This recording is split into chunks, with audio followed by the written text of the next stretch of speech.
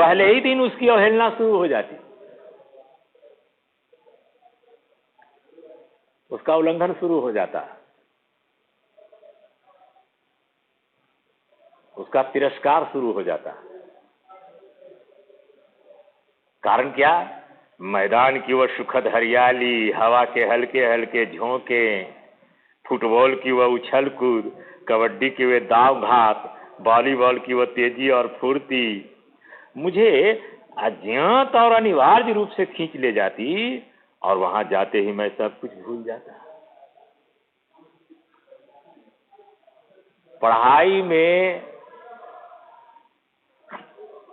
खेल कूद में अधिक रुचि और पढ़ाई में कम रुचि के कारण टाइम टेबल तो इन्होंने बनाया, किंतु उसका पालन नहीं कर सके।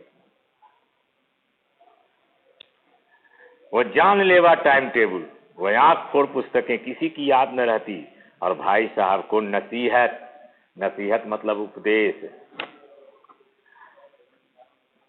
और फजीहत का अवसर मिल जाता। फजीहत मतलब परेशान करना, जलील करना।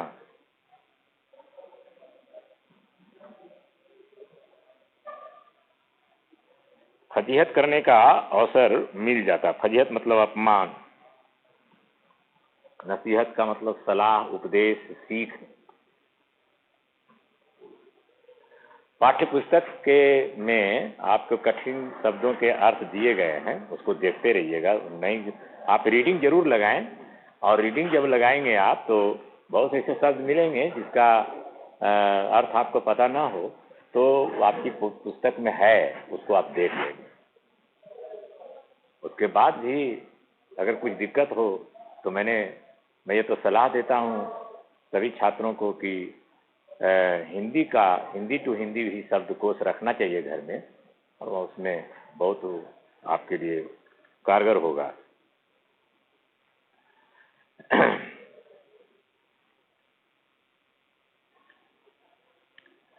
भाई साहब को नसीहत और फजीहत का अवसर मिल जाता। मैं उनके साये से भागता, छाया से भी दूर रहता, उनकी आंखों से दूर रहने की चेष्टा करता।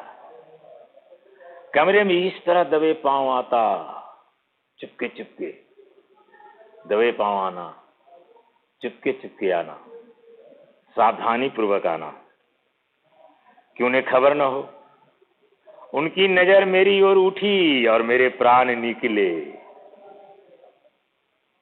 मतलब बहुत भयभीत हो जाते थे।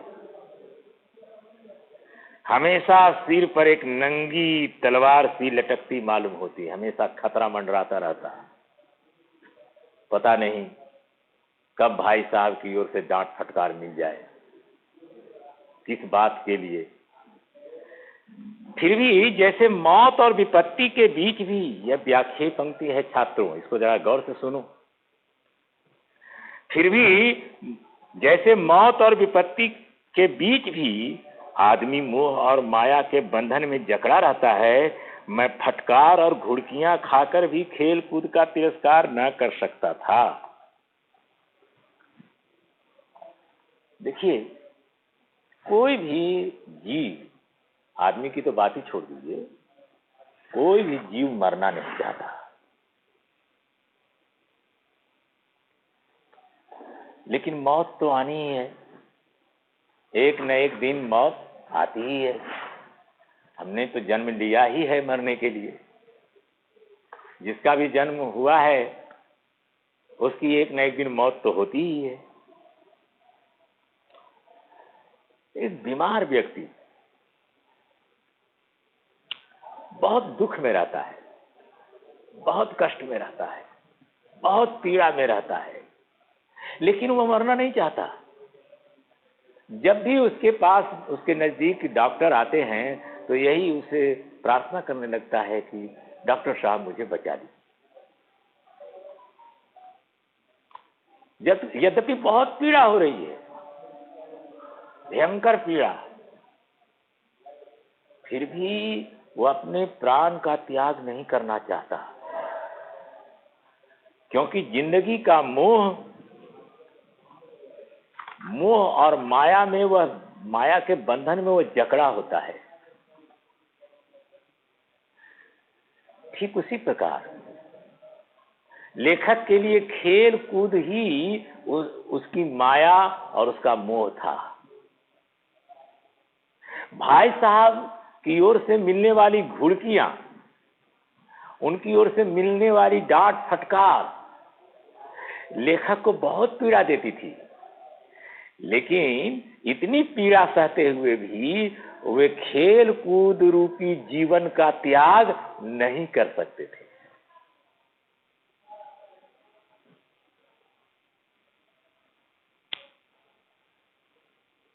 अब कहानी का दूसरा कथानक शुरू होता है। प्रिय छात्रों, कथा वस्तु कई कथानकों की संघीभूत इकाई होती है। तो कथानक क्या है? तो जो घटनाएं घटती हैं कहानी में, उन घटनाओं को जब हम प्रस्तुत करते हैं, साहित्यकार जब प्रस्तुत करता है तो उसे कथानक कहते हैं। अब दूसरी घटना शुरू होती है, दूसरा कथानक। सालाना इम्तिहान हुआ, भाई साहब फेल हो गए, मैं पास हो गया और दर्जे में प्रथम आया। मेरे और उनके बीच में केवल 2 साल का अंतर रह गया। जी में आया भाई साहब को आड़े हाथों लूं, आपकी वह घोर तपस्या कहां गई? मुझे देखिए, मजे से खेलता भी रहा और दर्जे में अव्वल भी हूं, लेकिन वह इतने दुखी और उदास थे कि मुझे उनसे दिली हमदर्दी हुई और उनके घाव पर नमक छिड़कने का विचार ही लज्जास्पद जान पड़ा। छात्रों, इसमें कुछ मुहावरे आए हैं। आड़े हाथों लेना, आड़े हाथों लेना मतलब तुरंत ही सामना करना।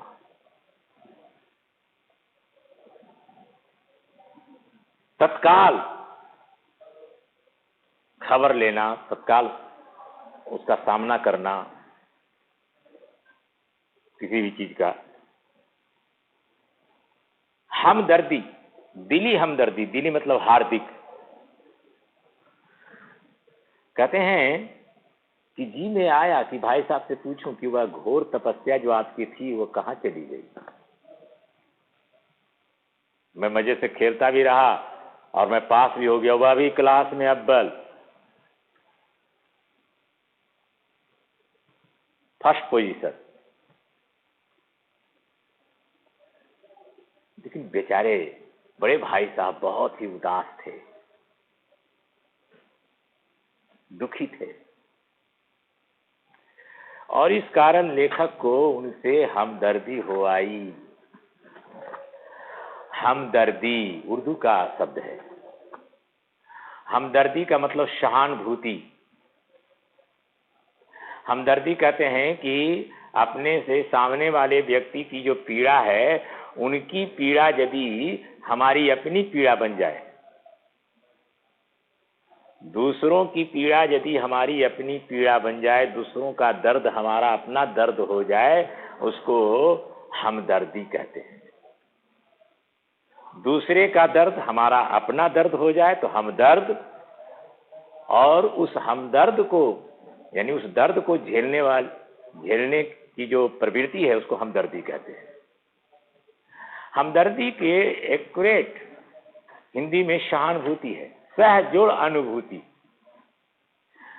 आपके सामने वाला व्यक्ति जिस प्रकार की अनुभूति कर रहा है, वही अनुभूति आपकी भी होने लगती है।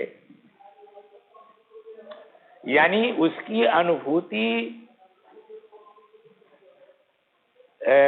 आपकी अनुभूति हो जाती है, यानी अनुभूति का साधारणीकरण हो जाता है। तब उसको कहते हैं सहानुभूति।